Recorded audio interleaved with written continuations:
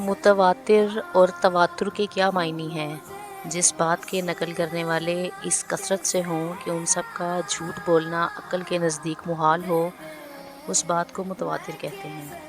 اور جس بات کے اس طرح نقل ہوتے ہوئے چلے آنے کو تواتر کہتے ہیں۔ بس قرآن مجید کو نبی کریم صلی اللہ علیہ وسلم کے زمانے سے اس قدر کثرت سے لوگ نقل کرتے اور پڑھتے پڑھاتے چلے آئے ہیں کہ ادنا عقل والا آدمی بھی یہ یقین نہیں کر سکتا کہ اتنے آدمی سب کے سب جھوٹ بولتے ہوں گے۔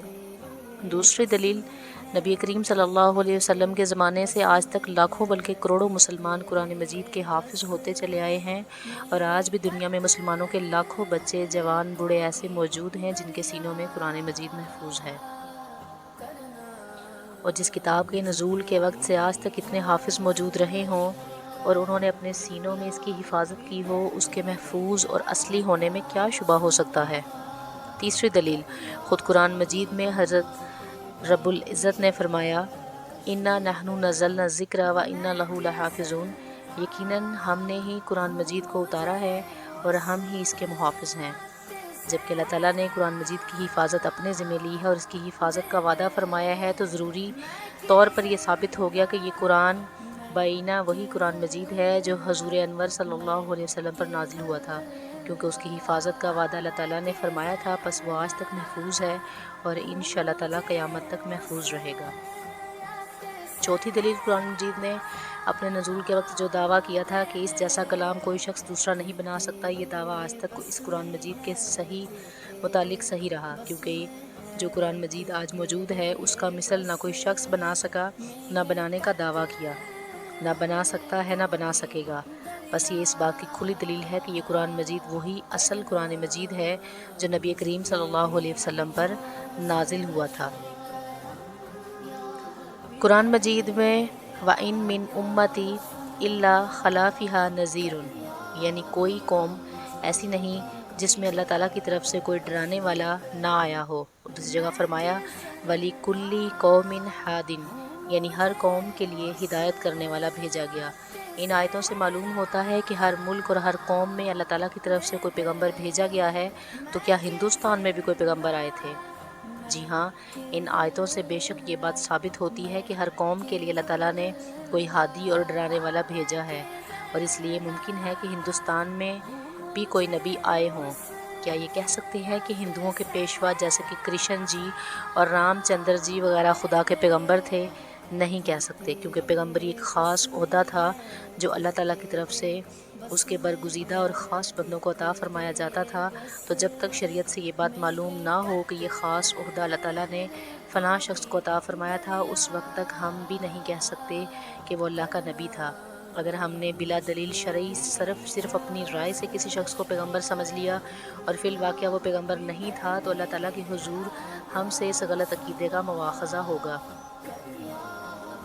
یوں سمجھیے کہ اگر آپ صرف اپنے خیال سے کسی شخص کو سمجھ لو کہ وہ بادشاہ کا نائب یعنی گورنر جنرل ہے، اور فی الواقعہ گورنر جنرل نہ ہو، تو آپ حکومت کے نزدیک مجرم ہوں گے کہ ایک ایسے شخص کو جسے بادشاہ نے گورنر جنرل نہیں بنایا ہے، آپ لوگوں نے گورنر جنرل مان کر بادشاہ کی طرف ایک غلط بات کی نسبت کی۔ گزشتہ لوگوں میں سے ہم خاص طور پر انہیں بزرگوں کو پیغمبر کہہ سکتے ہیں جن کا پیغمبر ہونا شریعت سے ثابت ہو اور قرآن مجید یا حدیث شریف میں ان کو پیغمبر بتایا گیا ہو۔ ہندوؤں یا اور قوموں کے پیشواؤں کے متعلق ہم زیادہ سے زیادہ اس قدر کہہ سکتے ہیں کہ اگر ان کے عقائد اور اعمال درست ہوں، ان کی تعلیم آسمانی تعلیم کے خلاف نہ ہو، اور انہوں نے خلق خدا کی ہدایت اور رہنمائی کا کام بھی کیا ہو، تو ممکن ہے کہ وہ نبی ہوں، مگر یہ کہنا کہ وہ یقیناً نبی تھے بے دلیل بات اور اٹکل کا تیر ہے۔ نبی کریم صلی اللہ علیہ وسلم کے متعلق کیا عقیدے رکھنے چاہیے؟ آپ صلی اللہ علیہ وسلم اللہ کے بندے اور ایک انسان اور اللہ کے رسول تھے۔ اللہ تعالیٰ کے بعد آپ تمام مخلوق سے افضل ہیں، آپ گناہوں سے معصوم ہیں، آپ پر اللہ تعالیٰ نے قرآن مجید نازل فرمایا، آپ کو شب معراج میں اللہ تعالیٰ نے آسمانوں پر بلایا اور جنت اور دوزخ وغیرہ کی سیر کروائی، آپ نے اللہ تعالیٰ کے حکم سے بہت سے معجزے دکھائے، آپ اللہ تعالیٰ کے بہت زیادہ عبادت اور بندگی کرتے تھے، آپ کے اخلاق و عادات نہایت اعلیٰ درجے کے تھے، آپ کو اللہ تعالیٰ نے بہت سی گزشتہ اور آئندہ باتوں کا علم عطا فرمایا تھا جن کی آپ صلی اللہ علیہ وسلم نے اپنی امت کو خبر کر دی، آپ کو اللہ تعالیٰ نے تمام مخلوق سے زیادہ علم عطا فرمایا تھا، لیکن آپ نے عالم الغیب نہیں تھے،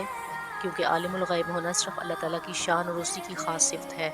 آپ صلی اللہ علیہ وسلم خاتم النبیین ہیں، اور آپ کے بعد کوئی نیا نبی نہیں آئے گا۔ ہاں، صرف حضرت عیسیٰ علیہ السلام جو پہلے زمانے کے پیغمبر ہیں آسمان سے اتریں گے اور اسلامی شریعت کی پیروی کریں گے۔ آپ انسانوں اور جنات سب کے لیے رسول ہیں۔ آپ قیامت کے روز اللہ تعالیٰ کی اجازت سے گناہ گاروں کی شفاعت کریں گے۔ اسی وجہ سے نبی کریم صلی اللہ علیہ وسلم کو شفیع النبیین کہتے ہیں، اور اللہ تعالیٰ حضور اکرم صلی اللہ علیہ وسلم کی شفاعت قبول بھی فرمائے گا۔ آپ نے جن باتوں کا حکم کیا ہے ان پر عمل کرنا، اور جن سے منع کیا ہے ان سے باز رہنا،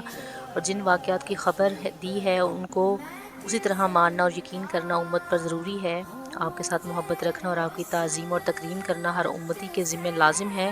لیکن تعظیم سے مراد وہی تعظیم ہے جو شرعی قاعدے کے موافق ہو، اور خلاف شرع باتوں کو تعظیم یا محبت سمجھنا نادانی ہے۔